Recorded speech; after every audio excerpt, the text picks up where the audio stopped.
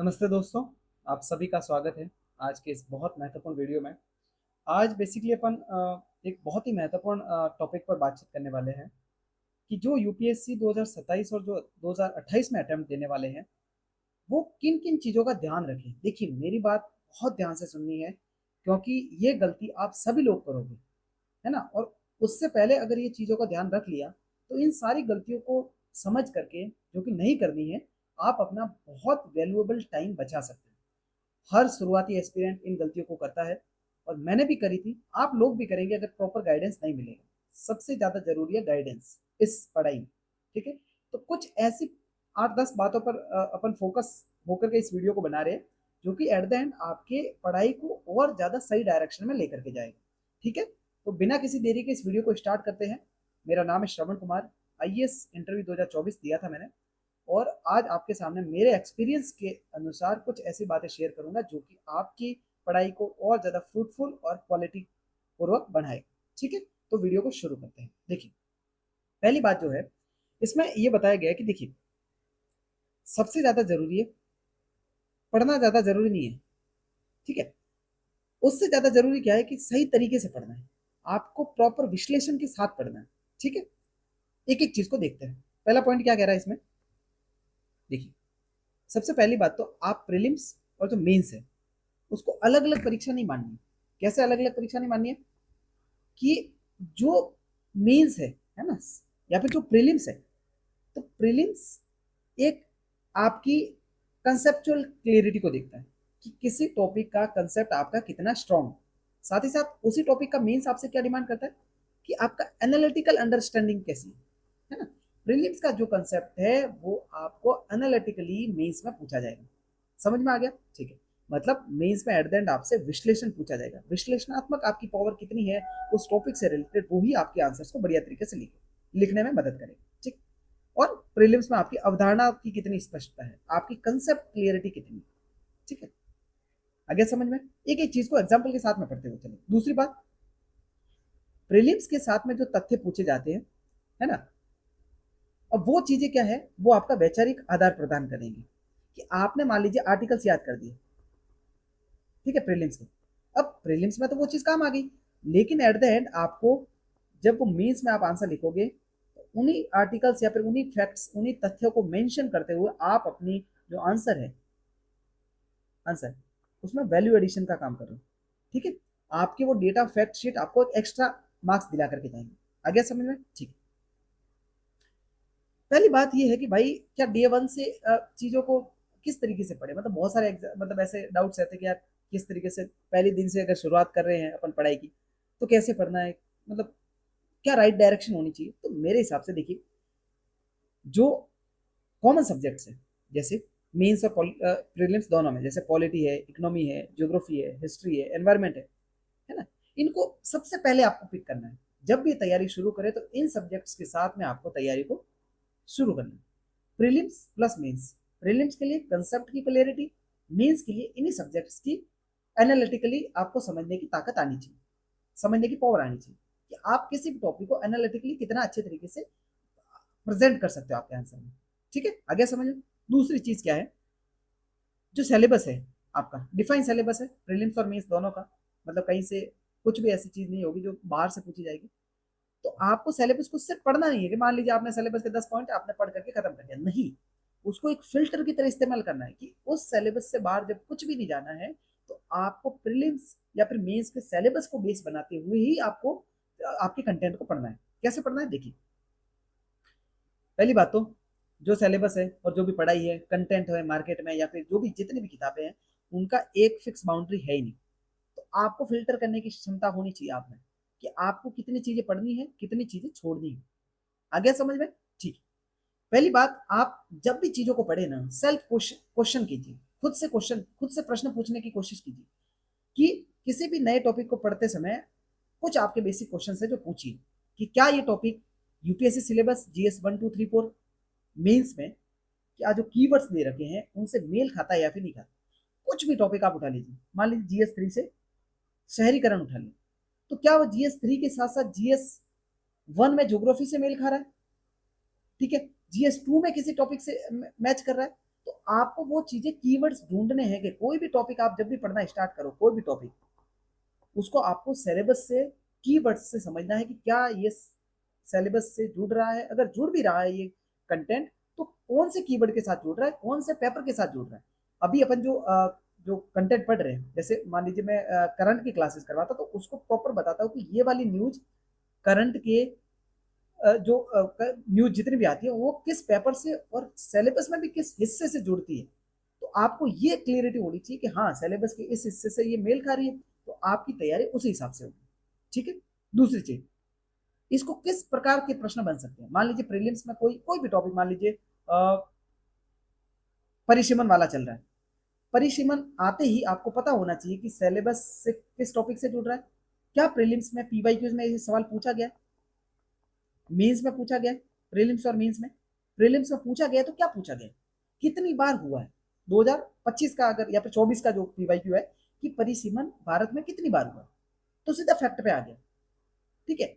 लेकिन परिसीमन का सवाल मेंस में पूछेगा तो क्या पूछेगा कि परिसीमन होने की वजह से जो नॉर्थ ईस्ट और जो साउथ के राज्य है उनमें एक अलग चिंता का विषय बना हुआ है। ठीक है, कि उनकी जो पार्टिसिपेशन है वो कम हो जाएगी। तो उसके लिए क्या सुझाव होने चाहिए, किस तरीके से इस परिसीमन को लागू करना चाहिए। तो ये होगा एनालिटिकली सोचने की शक्ति आप, कि आप परिसीमन को किस तरीके से देखते हैं, कितना फायदा होगा कितना नुकसान। आगे समझ में। प्रीलिम्स के लिए इसमें क्या फैक्ट है, क्या कंसेप्ट का एंगल छुपा हुआ, ज्योग्राफी से अगर कोई भी सवाल आ रहा है तो क्या कंसेप्ट पूछा जा सकता है यहाँ से, फैक्ट में क्या आर्टिकल पूछा जा सकता है, क्या मंत्रालय पूछा जा सकता है। और जब भी मीन्स का विश्लेषण करें तो उसके नीतिगत आयाम क्या है, पॉलिसी या फिर जो एनालिटिकली जो डायमेंशन है उसकी वो क्या है, पॉलिसी क्या अच्छा इंपैक्ट डाल के जाएगी, क्या इससे नेगेटिव इंपैक्ट जाएगा, और क्या सुझाव होने चाहिए। ठीक है। उसके लिए जो वैल्यू एडिशन के लिए मैंने एक डेटा फैक्ट शीट भी बनाई है, वो आपको टेलीग्राम पर मिल जाएगी, लिंक डिस्क्रिप्शन में। वहां से आपको वैल्यू एडिशन के पॉइंट्स उठाने हैं, डेटा फैक्ट रिपोर्ट्स, मिनिस्ट्रीज किससे क्या रिलेशन है, पॉलिसी कौन कौन सी है। ठीक है, वो सारी चीजें वहां मिल जाएगी। दूसरा पॉइंट हो गया क्लियर। तीसरे पॉइंट की तरफ चलते हैं। सबसे जरूरी क्या है, पीवाई क्यूज। अगर आप यूपीएससी की तैयारी कर रहे हैं और आपको नहीं पता कि यूपीएससी क्या पूछ रहा है, तो सबसे बढ़िया सोर्स क्या है, प्रीलिम्स या फिर मेंस, दोनों के लिए पीवाई क्यूज। पीवाई क्यूज आपको बताएंगे कि यूपीएससी पूछ रहा है तो क्या पूछ रहा है। ठीक है। ज्यादातर क्या करते हैं अभ्यर्थी जो एस्पिरेंट्स है, वो आपका सिलेबस पूरा हो गया या फिर टॉपिक पूरा हो गया, उसके बाद जाकर के पीवाई क्यूज देखते हैं। सबसे गलत अप्रोच है। ठीक है। सबसे पहले किसी भी टॉपिक को पढ़ने से पहले आपको पीवाई क्यूज उठाना। ठीक है। पीवाई क्यूज आपने पिक कर लिया, मान लीजिए प्रस्तावना का चैप्टर है, प्रस्तावना के आपने पीवाई क्यूज देख लिए, किस तरीके से पूछे आप देखोगे कि वहां पर अमेंडमेंट पूछा गया है। ठीक है, संशोधन पूछा गया है, कौन कौन से शब्द ऐड हुए वो पूछा गया है, शब्दों की क्रम क्या है, पहले से लेकर के बाद तक कौन कौन से शब्द आते हैं। ठीक है, समता स्वतंत्रता सारी चीज। तो ये है तरीका पूछने का। तो जब आप पीवाई क्यू देखोगे तो ये सारी चीजें आपकी क्लियर हो जाएगी कि हाँ ठीक है मैंने प्रस्तावना पढ़ लिया, इसमें इस तरीके के सवाल बने। अब जब भी मैं प्रस्तावना टॉपिक पढ़ूंगा अपने कंटेंट से, तो मेरा दिमाग में एकदम क्लियरिटी है कि मुझे क्या करना है। मुझे इसमें से सिर्फ और सिर्फ 42nd कॉन्स्टिट्यूशन अमेंडमेंट है, कौन कौन से 3 शब्द ऐड हुए, ठीक है, वो पता होने चाहिए।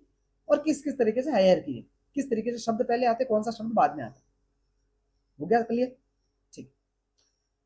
अब देखिए, इससे पीवाईक्यू से क्या पता चलता है अपने को कि यूपीएससी किस दिशा में सोच रहा है, परीक्षक आपसे क्या अपेक्षा रख रहा है, जो भी क्वेश्चन फ्रेम कर रहा है वो आपसे क्या जानना चाहता है, किस तरीके के सवाल मेकिंग उसकी कैपेसिटी है। ठीक है। दूसरी चीज, किसी टॉपिक को किस सीमा तक और कितनी गहराई तक पढ़ना है, ये आपके पीवाईक्यू से क्लियर हो। आपको पता लग जाएगी कि हाँ ये टॉपिक बहुत ऊपर ऊपर से पूछ रहा है। संसद पढ़ लिया, हर साल 6-7 सवाल बनते हैं, आपको पता लोकसभा अध्यक्ष, उपाध्यक्ष, राष्ट्रपति की क्षमता शक्तियां, इनकी जो इलेक्टिंग जो इलेक्शन की जो प्रोसेस है वो चीज पूछ ली, कंपैरिजन करके पूछ लिया अमेरिका के राष्ट्रपति से। ठीक है, मेंस में भी सेम है ना। तो ये चीज है। फिर कौन सी सूचना है वो वास्तव में मूल्यवान है, किसे छोड़ना है, एलिमिनेट किसको करना है, भाई किस टॉपिक के कितने पोर्शन को आपको नहीं पढ़ना है, एलिमिनेट करना है उसको। और पीवाईक्यू से एक बड़ी चीज आपको ये भी पता चलती है कि अगर यूपीएससी कोई कीवर्ड डाल के किसी स्टेटमेंट को सही कर रहा है, किस स्टेटमेंट को गलत कर रहा है, वो आपको क्लियर हो जाए। आ गया समझ में। जैसे मान लीजिए लोकसभा के अध्यक्ष के इलेक्शन की बात कर रहे हैं, उधर बता दिया 35 वर्ष आयु होती है, और वो आपने पीवाई को पहले देख रखा है और आपको पता है कि 35 वर्ष गलत है। अब जब भी आपको मतलब कंटेंट पढ़ोगे तो आपको पता चलेगा कि एज पे थोड़ा फोकस रखना है, और जब भी अगले साल एग्जाम दोगे तो आपको पता है कि एज में हेर फेर कर सकता है। आ रहा है समझ में? तो इस तरीके से चीजों को पढ़ना है। कोर थीम्स है, जैसे प्रियम्बल है, मनी मल्टीप्लायर है, यहाँ से सवाल बनते हैं, बायोडाइवर्सिटी कंजर्वेशन से रिलेटेड जो भी सवाल बनते हैं वहां से लगातार सवाल बने, तो आपको ये भी पता चल जाएगा कि यार कौन कौन से टॉपिक ज्यादा हाई हिल्ड है, किन को ज्यादा मतलब कम इंपॉर्टेंस देनी है। ठीक है, तो ये भी चीजें पीवाईक्यू से क्लियर हो जाएगी। आगे समझ में? ठीक है, क्लियर। तीसरा पॉइंट, आगे बढ़ते हैं। चौथा पॉइंट देखिए, सबसे ज्यादा जरूरी है कि आपके पास लिमिटेड सोर्सेस होने चाहिए और मल्टीपल रिविजन होने चाहिए। किसी भी कंटेंट को पढ़िए, किसी भी कोचिंग के नोट्स को पढ़िए, कोई से भी ऑथेंटिक सोर्सेस को देखिए। सबसे ज्यादा जरूरी क्या है? आपके पास लिमिटेड लिमिटेड नोट्स होने चाहिए, नोट्स पीडीएफ जो भी हो, और उसको मल्टीपल रिवीजन करना है।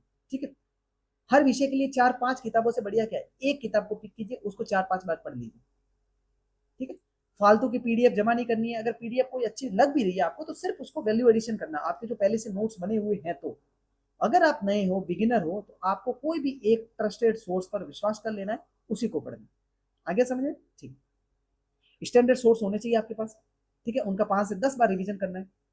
कई बार मतलब बहुत ज्यादा सोर्सेस पढ़ने से ज्यादा क्या है, रिवीजन पे फोकस करो ना, वो चीजें याद रहेगी आपको। ठीक है, पीडीएफ को इकट्ठा करने से बचना है, सिंपल सी चीज। आगे समझे? ठीक है, नेक्स्ट पॉइंट देखते हैं। करंट अफेयर है ना, उसको अलग विषय नहीं मानना है। सबसे बड़ी भूल ये है। आप इस 26 वाले प्रीलिम्स को छोड़ दीजिए, कुछ करंट के ऐसे सवाल आएंगे जो किसी से नहीं होने, और कुछ ऐसे आएंगे जो सब पढ़ेंगे तो सब कर लेंगे। तो उससे कट ऑफ ज्यादा बढ़ने वाली नहीं है कि प्रीलिम्स के इस बार 30 सवाल पूछे थे तो इससे कट ऑफ बहुत ज्यादा बढ़ जाएगी, नहीं। कट ऑफ कम ही रहनी है। तो कुछ क्वेश्चंस छोड़ने होते हैं। और दूसरी चीज है कि करंट अफेयर्स को सिर्फ इतना समझना है कि बस आपको वैल्यू एडिशन के नोट्स तैयार करने हैं, उसे सिर्फ अपडेट करना आपके कंटेंट को। जैसे कि सुप्रीम कोर्ट का कोई जजमेंट आ गया, तो उसको इंडियन पॉलिटी कॉन्स्टिट्यूशन से रिलेटेड जो भी चीजें हैं, आर्टिकल 21 से रिलेटेड कोई अगर नई परिभाषा दी है सुप्रीम कोर्ट ने, तो उसके आपको आपके नोट्स में आपको वैल्यू एडिशन कर लेना। आ गया समझ में? एनवायरमेंट से रिलेटेड अगर कोई कन्वेंशन होती है, कोऑप मीटिंग होती है, उसमें क्या क्या बातें कही गई है, उसको आपके कंटेंट में ऐड करना है। ठीक है, नई सब्जेक्ट के तौर पे अलग से पीडीएफ स्टार्ट नहीं करनी है, इकट्ठा करना। उसमें से जो काम की चीज है, जो अपडेट हो गया है, बाकी सारा आपके नोट्स में होगा। जो अपडेट हो गया उसको आपके कंटेंट में ऐड कर देना। ठीक है, हो गया समझ में? इकोनॉमिक पॉलिसी है, इन्फ्लेशन से रिलेटेड क्या ट्रेंड है, कि रेपो रेट क्या चल रही है, रिवर्स रेपो रेट क्या चल रही है, आरबीआई किस तरीके की पॉलिसी अपना रही है, कोई नई योजना लाई है सरकार, तो उसको ध्यान में रखना। ठीक है, जियो पॉलिटिकल जो कंफ्लिक्ट है, ठीक है, इंटरनेशनल रिलेशन में क्या बदलाव हुए, भारत के राष्ट्रपति ने या फिर प्रधानमंत्री ने किस देश का दौरा किया है, तो उसकी भौगोलिक सीमा आपको पता होनी चाहिए, किस किस देश के साथ लगती है। तो इस तरीके की सारी चीजें आपको थोड़ी बहुत पता होनी चाहिए। गवर्नमेंट वेलफेयर स्कीम्स को नहीं आई है, मान लीजिए 2025 तक के आपके नोट सारे तैयार है, या फिर 26 तक, तो 2027 तक के एक साल में कौन कौन सी नई योजना आई है उसको ऐड करना है, ना कि सारी योजनाओं को वापस से बना देना है। ठीक है ना, उसमें अपडेट किया हुआ उस चीज को लिखना है। Okay, clear? ओके, देखिए, नोट्स सबसे ज्यादा जरूरी आपके हैंड रिटन नोट्स होते हैं, जो शॉर्ट नोट्स आपने आपने जो शॉर्ट नोट्स बनाए हैं, वो सबसे ज्यादा इंपॉर्टेंट है। अब शॉर्ट नोट्स कैसे बनाने हैं, सिंपल से सुनना। मैंने मेंस की सिर्फ एक नोटबुक बनाई थी और उसी में मेरा सारा कंटेंट। नोट्स का मतलब क्या होता है, इस बात को समझिए। नोट्स का मतलब ये नहीं होता कि आपने सब कुछ लिख लिया बुक्स में से या फिर किसी भी कंटेंट से। आपको जिस भी चीज को याद करना है, या फिर जो याद नहीं होगी एक बार समझने से, उसको लिखना है। जो आपने कभी नहीं पढ़ा, जो काम की चीज है, उसको आपके नोट्स में लिखना है। फिर देखिए, अगर आपके नोट्स ऐसे हैं जिसको आप परीक्षा से 1 महीने पहले तक रिवाइज नहीं कर सकते, तो वो फालतू के। आपके नोट्स वो होने चाहिए जो कि आप महीने भर पहले हर 2-4 दिन में एक सब्जेक्ट को पूरा निपटा सकें। ठीक है, नोट्स के नाम पे आप एक नई किताब नहीं लिखनी है किसी भी सब्जेक्ट की। आपको उसको क्लिप्स वे में 10, 15, 20, 30 पेज में उसको खत्म करना है। फिर काम काम की चीजें निकल जाती है 30 पेज में। इंडियन ज्योग्राफी 30 पेज की है, फिजिकल ज्योग्राफी 30 पेज की है, अगर आप अपने नोट्स में उतारना चाहो तो। ठीक है, मैं बताऊंगा भी, मेरे नोट्स भी बताऊंगा कि किस तरीके से बनाना है।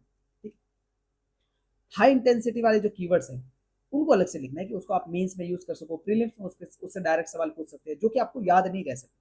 डेटा है, केस लॉज है, रिपोर्ट्स है, समितियां हैं, उनको आपको ऐड करनी है आपके नोट्स में, जिसको आप कहीं ना कहीं मेंशन कर सको मेंस आंसर राइटिंग में भी, और सवाल भी पूछ सकते हैं यहाँ से डायरेक्ट। आपको फ्लो चार्ट बनाने हैं आपके नोट्स में। ठीक है, माइंड मैप बनाने हैं, वेन डायग्राम बनाने हैं, जिसको आप रियल एग्जाम में भी यूज कर सको, क्योंकि वो प्रैक्टिस में आ जाएंगे ना। फिर पीवाईक्यूज के साथ में क्या जुड़ा हुआ है उस टॉपिक का, ठीक है, और आपने किस हिसाब से समझा उस टॉपिक को, अपनी लैंग्वेज में उसको उतार देना। आगे समझ में, पूरे टॉपिक को नहीं लिखना है, बस उसको संक्षिप्त वे में अलग से आपको जितनी चीजें याद करनी है उतना लिख लिया, उसको रिवाइज कीजिए, ठीक है। देखिए, मेंस जो है ना, वो नॉलेज से ज्यादा आपके एक्सप्रेशन का मामला है। आपको कितना भी नॉलेज हो, मेंस में जब भी आप क्वेश्चन जो लिखोगे आंसर उसका, तो आपको कितना याद है वही चीज मायने रखेगी। आपको भले ही 100% नॉलेज पता है, आपने कभी भी आंसर राइटिंग नहीं करी, तो जब आप लिखने जाओगे तो आप उसमें से उसका 10% भी नहीं लिख पाओगे। ये रियलिटी है, फैक्ट बता रहा हूँ एकदम, ठीक है। तो आप मेंस के लिए किस तरीके से प्रिपरेशन करें कि आपको एक्सप्रेस करना आ जाए, जो भी आपके दिमाग में कंटेंट भरा हुआ है आप उसको एक्सप्रेस कर सको अपनी लैंग्वेज में, ठीक है, फैक्ट डेटा के साथ में, ठीक है। पहली बात समझना है, जब भी आप मेंस के आंसर लिखो, आपको क्वेश्चन की जो रियल डिमांड है ना उसको समझना, ठीक है। जो डायरेक्टिव वर्ड्स है, जैसे डिस्कस आ रहा है, क्रिटिकली एग्जामिन आ रहा है ना, इवेल्युएट आ रहा है, इलुसिडेट आ रहा है, तो ये सारी चीजें आपको पता होनी चाहिए कि भाई क्रिटिकली एग्जामिन मतलब पॉजिटिव नेगेटिव इंपैक्ट बताते हुए चीजों को लिखना है, ठीक है। डिस्कस लिखा तो मतलब नॉर्मली उसके 6-7 पॉइंट लिख करके खत्म कर देना आंसर। चुनौतियां लिखी है तो वे फॉरवर्ड आपको मेंशन करना ही पड़ेगा, ठीक है। एक एक बात को ध्यान से सुनना है ना। तो इस तरीके से आपको चीजें पहले से पता होनी चाहिए, पहले से तैयार हुई होनी चाहिए, तभी आपका एक बेटर आंसर लिख पाओगे, ठीक है। सबसे पहले आंसर लिखते समय आपको एक सटीक, प्रासंगिक और संक्षिप्त भूमिका लिखनी है, क्रिप्स इंट्रोडक्शन होना चाहिए बिल्कुल। कोई भी चीज पूछ ली, मान लीजिए नक्सलवाद पर पूछ लिया, तो आपने सिंपल से बता दिया कि देखिए गृह मंत्रालय की जो हाल ही में रिपोर्ट आई है उसके अनुसार इस तरीके के नक्सलवाद में ट्रेंड रहा है। क्रिप्स, सिंपल और सबसे मतलब क्वालिटी इंट्रोडक्शन होगी। फिर मेंस में आपको मल्टी डायमेंशनली सोचना है, ठीक है। बॉडी में आप क्या लिखोगे, हेडिंग सब हेडिंग बना करके पॉइंट वाइज, और हर पॉइंट को आपको जस्टिफाई करना है डेटा, उदाहरण, फैक्ट के साथ। कोई भी पॉइंट ऐसा नहीं लिखना है कि हाँ महिलाओं की भागीदारी बढ़ रही है, अरे कैसे बढ़ रही है उसको कैसे बताओगे। कोई नया एक्ट आया उससे उदाहरण दे दो, क्या कोई नीति आयोग की रिपोर्ट है उससे मेंशन कर लो आप, कोई एनजीओ है उसकी कोई फाइंडिंग्स है तो उसको मेंशन कर लिया आपने। तो ये सारे पॉइंट्स आपके किसी भी तरीके से बिना फैक्चुअल इंफॉर्मेशन के नहीं होने चाहिए। हर पॉइंट को जस्टिफाई करना आपके डेटा फैक्ट के साथ, ठीक है। आपको उदाहरण तथ्य शामिल करना है, फ्लो चार्ट जहां पर भी मेंशन हो सके बना सके वहां पर बनाना आपको, ठीक है। प्लस अगर ज्योग्राफी में सवाल आ रहा है तो आपको मैप बनाने की कोशिश करनी है। रिंग ऑफ फायर पूछ लिया तो प्रशांत महासागर के आसपास की सारी चीजें बता दी आपने, ठीक है। इंडिया के क्लाइमेट पे पूछ लिया तो इंडिया का मैप बना करके हल्का सा बता दिया, ठीक है, कि भाई हाँ ऐसे साउथ का मैप आपको बनाना आता ही होगा सबको, इस तरीके से बता दिया कि ऐसे मानसून प्रवेश करता है। तो कोशिश कीजिए कि वहां पर कुछ एक्स्ट्रा आप कर सको जो नॉर्मल आंसर से अलग लगेगा, ठीक है। फिर लास्ट में आपको निष्कर्ष जब भी बताओ, आपको एसडीजी गोल्स के साथ रिलेट करना है, विकसित भारत 2047, ठीक है। और कहीं ना कहीं जो फ्यूचरिस्टिक जो डायमेंशन होगी आपकी, निष्कर्ष होगा, समाधान होगा, वो भविष्यगामी होना चाहिए कि भविष्य में इन चीजों की वजह से ये चीजें हो सकती है, इतना सुधार आ सकता है, भारत को ये फायदा हो सकता है, ठीक है। तो इस तरीके से आपको निष्कर्ष भी लिखना है। आगे समझ में, 7वां पॉइंट एकदम से, ठीक है। किसी भी सब्जेक्ट को आपको एक सब्जेक्ट की तरह नहीं पढ़ना, उसको मल्टी डायमेंशन के हिसाब से सोचना है। कैसे मल्टी डायमेंशन कैसे सोचोगे, कि मान लीजिए अर्बनाइजेशन आप टॉपिक पढ़ रहे हैं, ठीक है। अब ज्योग्राफी में वो किससे रिलेट होगा, urban heat island, special growth है जो शहरों की, सोसाइटी में सोशल फ्रेगमेंटेशन है, स्लम्स का विकास हो रहा है, ठीक है। एनवायरमेंट में सॉलिड वेस्ट मैनेजमेंट कैसे शहरों में करना है, वाटर स्कैरिसिटी कैसे विकसित हो रही है बेंगलोर चेन्नई में, जेंडर और जो जेंडर सेफ्टी वाली बात है, पब्लिक सेफ्टी जो शहरों में है, ठीक है। ग्रोथ में इनफॉर्मल फैक्टर सेक्टर किस तरीके से विकसित हो रहा है शहरों में, जॉब क्रिएशन की क्या स्थिति है, गवर्नेंस, इंफ्रास्ट्रक्चर, टेक्नोलॉजी, इन सारी सब्जेक्ट से रिलेटेड, सारे टॉपिक से रिलेटेड वो टॉपिक जो होगा उसको आपको बताना पड़ेगा, टॉपिक आपको क्लियर करना पड़ेगा मल्टी डायमेंशन के तौर पर, ठीक है। तो एक ही टॉपिक को मल्टी डायमेंशनली आपको लिखना आना चाहिए। आप कोई भी सिलेबस का किसी भी टॉपिक को पढ़ रहे हो, आप फर्स्ट पेपर से जीएस फर्स्ट को थर्ड से जोड़ना सीखना पड़ेगा, जीएस थर्ड को जीएस फर्स्ट से जोड़ना सीखना पड़ेगा। इथिक्स में सारे सब्जेक्ट्स का कंसोलिडेशन होना चाहिए। आगे समझ में, ठीक है। 9वां पॉइंट है, प्रीलिम्स में एलिमिनेशन की जो लॉजिकल स्किल्स होती है, मैंने पहले भी करवाई है, इस बार भी मैं करवाऊंगा। तो आपको प्रीलिम्स में 100 प्रश्नों में कम से कम 40 से 45 से अधिक जो क्वेश्चन है वो नहीं आते होंगे। मैं तो बता रहा हूँ 25 क्वेश्चन ही ऐसे होते हैं जो आप 100% श्योरिटी के साथ उसको टिक करते हो, उसमें से भी गलत हो जाते हैं बहुत सारे। तो इसके अलावा जो भी 60-70 क्वेश्चन बचते हैं ना, उसमें आप ऐसे श्योरिटी के साथ नहीं लगाओगे कि यही सही है, उसमें आप फिर लगाओगे स्मार्ट लॉजिक, कि जो आपने पीवाईक्यूज का एनालिसिस किया होगा तो उसमें कैसे यूपीएससी गलत स्टेटमेंट बनाता है, कैसे सही बनाता है, जनरल स्टेटमेंट बना के कैसे उसको सही करवाता है ना। कुछ पीवाईक्यू से आपको ये भी पता चल जाएगा कि इस तरीके का वर्ड शामिल कर रहा है तो इसका मतलब वो सही होता है। ठीक है ना, एलिमिनेशन की बहुत सारी ट्रिक्स है, उसको अब अलग से भी डिस्कस करेंगे जब प्रीलिम्स वाली क्लासेस स्टार्ट हो जाएगी अपनी, अक्टूबर नवंबर से, उसमें करेंगे। ठीक है, तो आपको एलिमिनेशन सीखना पड़ेगा मेनली प्रीलिम्स में। ठीक है, विकल्पों की भाषा है, ठीक है, जो सूक्ष्म शब्द होते हैं जिनको ऐड करके यूपीएससी गलत सही बनाता है उस पर ध्यान देना पड़ेगा आपको। जो एक्सट्रीम स्टेटमेंट्स है, ऑल, ओनली, ऑलवेज, कंप्लीटली, इन पर क्या आपके तर्क बनते हैं उस पर आपको थोड़ी प्रैक्टिस करनी पड़ेगी।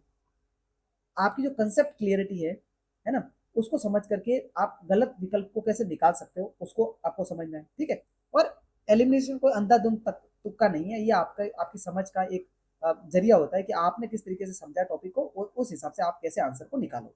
आ गया समझ में। लास्ट जो टॉपिक है वो ये है कि आपकी तैयारी को कैसे मापें। क्या आपने कितने घंटे पढ़ा वो ज़्यादा जरूरी है, या फिर उससे ज़्यादा महत्वपूर्ण है कि मुझे कितना याद है और मैं उसको कैसे प्रस्तुत कर सकता हूँ आंसर में। ठीक है, तो कितने घंटे पढ़ने से ज़्यादा 10 आवर्स पढ़ लो चाहे, और आप उसमें से याद नहीं रख पा रहे हो, उसका प्रॉपर आपसे रिवीजन नहीं हो पा रहा है, तो वो किसी भी काम का नहीं है। भले ही आप 4 घंटे पढ़ो लेकिन 2 घंटे रिवीजन कर लिया आपने, तो वो ज़्यादा जरूरी है। ठीक है, तो बिना नोट्स देके पूरे विषय का कोई भी मानसिक रिकॉल कर सकते हो आप कि हाँ इस टॉपिक में ये है। बाइकोलिटी टोटली आप आर्टिकल 1 से लेकर के लगातार बता रहे हो हाँ ये मुझे इतनी चीजें याद है।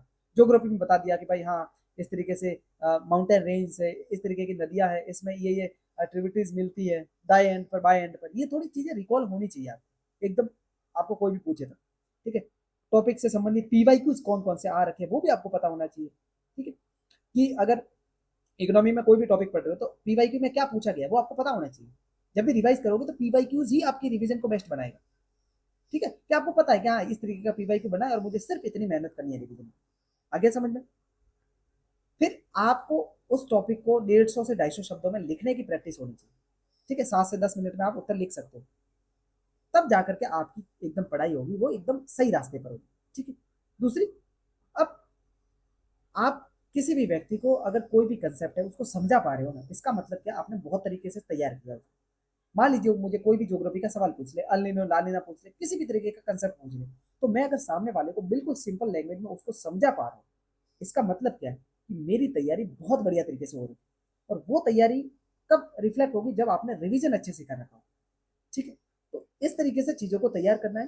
प्रीलिम्स मेंस की सारी चीजें एक एक करके डिस्कस किया है, और भी डिटेल डिस्कशन करेंगे थोड़ा, जब जैसे जैसे प्रीलिम्स आएगा तो प्रीलिम्स की एक बेटर स्ट्रेटेजी के साथ में अपन आएंगे। ठीक है, और इस बार अपना टारगेट है कि प्रीलिम्स में कम से कम हिंदी मीडियम का जो रिजल्ट है वो सुधरे। 1 से 2% तो हम सुधारने की कोशिश करेंगे, जो हमारे साथ जुड़े हुए हैं उन बच्चों के साथ में प्रॉपर मेहनत करें।